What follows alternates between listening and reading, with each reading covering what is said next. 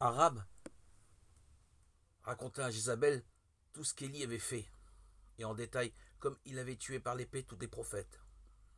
Et Élie s'en alla, lui, dans le désert, le chemin d'un jour, et vint, et s'assit sous un genêt. Et il demanda la mort pour son âme, et dit, c'est assez, maintenant, Éternel, prends mon âme, car je ne suis pas meilleur que mes pères. 1 Roi 19, 1, 4. Après la grande victoire remportée par Élie pour l'Éternel à la montagne du Carmel, la reine Jézabel menace de mettre le prophète à mort.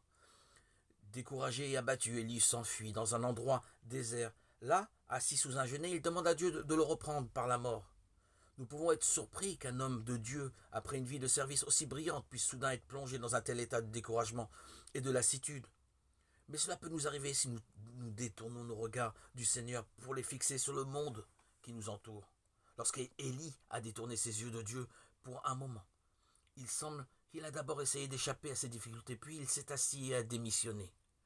Quel triste état pour un enfant de Dieu. Pourtant, combien de fois, quand viennent l'épreuve et la remise en question, nous aussi nous décourageons et nous nous apitoyons sur nous-mêmes. Notre adversaire, Satan, et ses démons cherchent à utiliser le découragement pour entraver l'évangile, détruire notre témoignage. Nous ne devrions pas en être surpris. Nous aussi, nous pouvons être fatigués et prêts à abandonner quand nous sommes submergés par nos difficultés. Peut-être sommes-nous tentés de penser que Dieu ne peut plus se servir de nous ou qu'il nous met de côté. Mais il ne met pas de côté ses serviteurs obéissants quand ils faiblissent. Dans le cas d'Élie, Dieu a envoyé son ange pour fournir exactement ce qui était nécessaire au prophète, pour qu'il soit prêt à accomplir l'œuvre qui était encore devant lui.